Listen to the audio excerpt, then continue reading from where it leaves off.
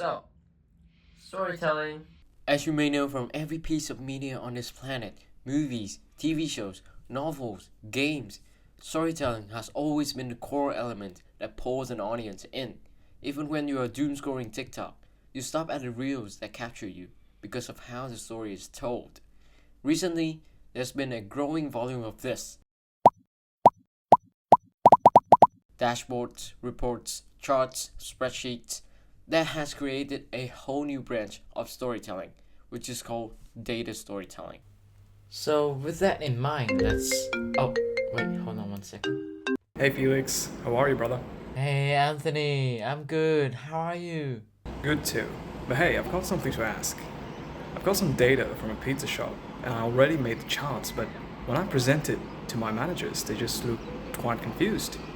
Can you help me with data storytelling, perhaps? Hmm, yes. And not just that, I can tell you exactly what good data storytelling looks like.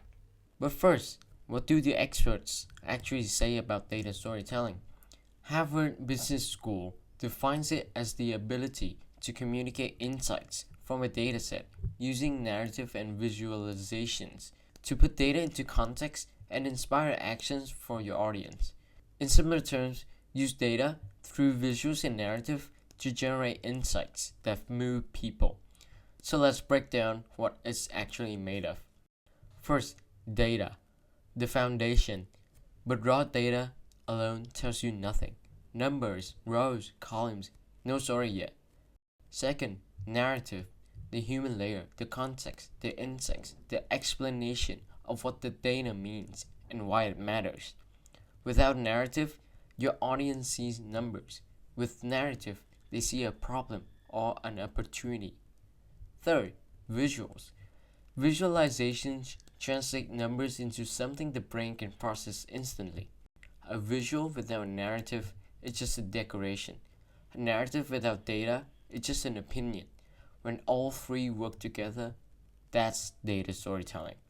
Now, knowing what it's made of, the real question is, how do you actually build one? And for that, every good data story needs three things clearly defined before you touch a single chart. Your questions: what specific decisions does your audience need to make? Your audience, who are they? What do they already know? And how much time do they have? And your framework: how are you going to structure and deliver the insights? Got those three things right, and the charts almost build themselves. Get them wrong, and even the most beautiful visualizations will leave your audience confused. Which is exactly what happened to Anthony. So, let's fix it. This is a pizza restaurant sales dataset. Over 40,000 rows of transaction records covering every single order placed throughout 2025. Just numbers and labels, no story yet. And this is exactly what Anthony handed his managers: raw data and charts with no question defined, no audience considered, and no framework for delivering the insights. No wonder they were so confused. So the first thing I asked him was, what does your manager actually need to do after seeing this? And he said, my managers just want to know how the business performed last year. Now that sounds reasonable, but it's too broad to build a story around. How did the business perform could go in hundreds of different directions, so we push it further. If the managers wants to understand the performance, what specific aspects of the business should we look at? What decisions do those aspects support? And from that one conversation, we landed on three focused questions. Question 1: how did sales perform across 2025, month by month? Because a manager needs to know whether the business is seasonal, growing, or declining before making any staffing or inventorying decision. Question 2: at what time of the day does the restaurant generate the most revenue? Because that tells you exactly when you have to have your full team on the floor. Question 3: which pizza category and individual pizzas drove the most revenue, and which ones underperformed? Because that directly shapes menu decisions and where to focus the business. Three questions, three decisions. That's our story. Now let's build it. And remember, each chart doesn't just answer a question, it raises the next one. That's how a data story works. Let's start at the highest level, the full year. Because we are looking at change over time, we use a line chart. What matters here is the movement. Is the business growing, declining, or fluctuating? And the movement tells a clear story. Sales built towards July. That's the peak. Then August and September dip, followed by a recovery into November. That's not random. It's a seasonal pattern, and the patterns are actionable. Staff up in July, run promotions in September, stock up before November. But knowing July is the strongest raises the next question. When exactly are customers coming in? Let's go deeper. Now we are looking at revenue by hour. I switched to an area chart here, and that was a deliberate call. The hour by hour pattern is essentially a wave, rising toward lunch, dipping in mid afternoon, rising again for dinner, and then falling off. That shape matters more than individual points, and it tells you exactly what to do. Noon is the peak, that's your lunch rush. There's a second spike around 6 p.m., but lunch is slightly stronger. So, operationally, full kitchen from late morning, maximum floor staff at midday, one chart, one clear decision. Now we've got the monthly view and the daily rhythm. But there's one more time dimension. Which day of the week matters most? Here we switch to a bar chart because we are comparing categories, not trends. And there's one key addition, the average line. That line isn't decoration, it's making the insights visible. That's Data Inc. ratio principle by statistician Edward Tufte. Without it, the bars look similar. With it, the insights is obvious. Thursday stands out as the peak, sitting well above the weekly average. And here's the surprise. Weekends actually underperform. For a restaurant, that's counterintuitive, but the data is clear. So now we know when the business performed best. July, Thursday, midday. That alone can drive staffing and operations. But timing is only half of the story. The other half is what's driving the revenue. Now we look at revenue by category. 4 groups, so a bar chart again, but horizontally. One category stands out immediately. Classics. It dominates. And that is because only one bar is red.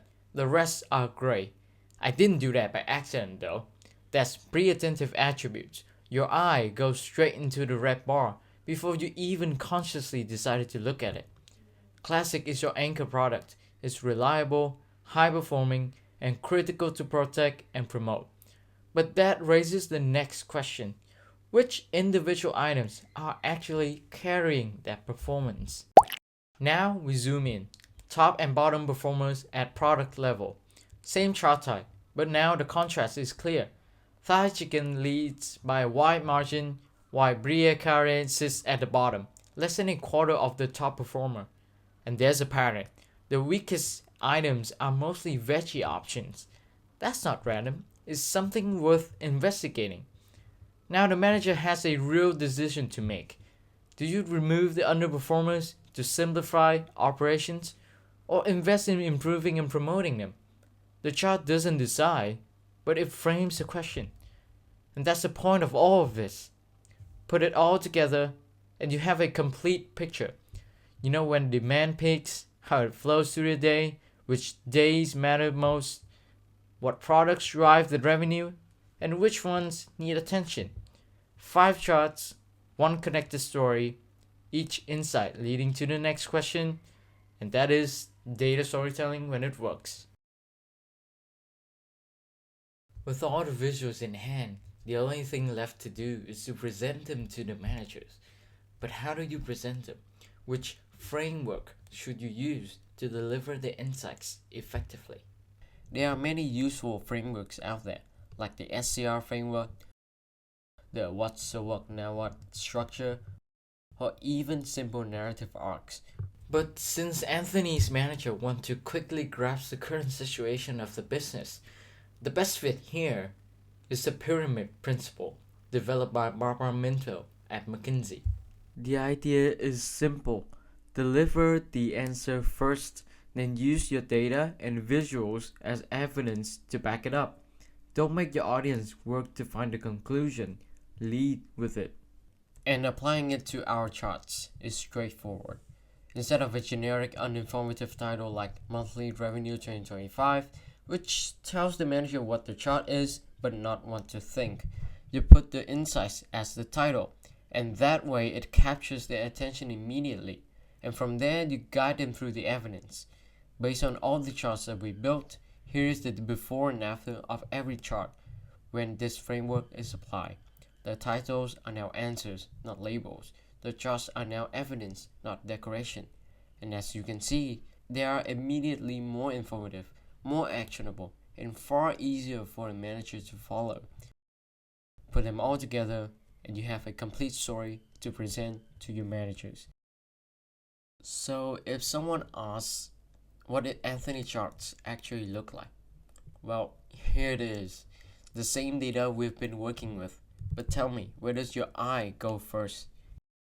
You don't know, right? And that is exactly the problem. Three things are wrong here. First, the color. Every bar is different for no reason, no meaning, no direction. That is pre-attentive attributes violated. Instead of guiding attention, this chart scatters it. Second, clutter. Grid lines, borders, background colors, label in boxes. Tough to call this chart junk. The data ink ratio is terrible. Most of what you're looking at is decoration, not data. Third, the title. Pizza Category Sales Analysis Report 2025. No insights, no answers. The managers who has to do all the work themselves. So, we have the same data, same categories, but now your eyes go straight to the red bar because everything else is gray. The title tells you exactly what to think. The clutter is gone. Every element is earning its place. You didn't even have to work for the insights. It came to you. There is a difference between a chart that dumps data and a chart that tells a story. So, let's come back to where we started. Anthony had data. He had charts. But his manager walked away confused. And now we know exactly why.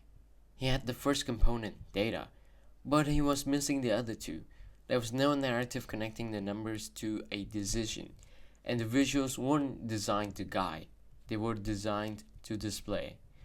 Data storytelling is not about making pretty charts. It's not about knowing which button to click in Excel. It is about understanding your audience, asking the right questions, choosing the right visuals, so that the people who need to act on your data actually can. We took one broad question and turned it into three focused decisions. We chose chart types deliberately. We applied colors with purpose. And we chose a framework, the pyramid principle, that matched what Anthony's audience needed. Fast, clear, actionable insights. That is the keyword, match. There is no single framework that works for every situation. A different audience, a different context might call for a different approach. The skill is not knowing one framework, it is knowing which framework fits.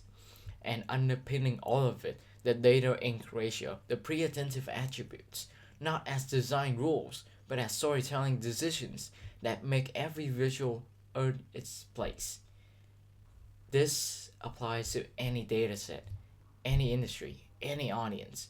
Clarify the questions, know the audience, build the visuals deliberately, choose the right framework for the room. Data without story is just numbers. A story without data is just an opinion. But when you bring them all together with the right visuals, the right framework, and the right questions, you don't just inform your audience, you move them. And that is data storytelling. Thanks for watching.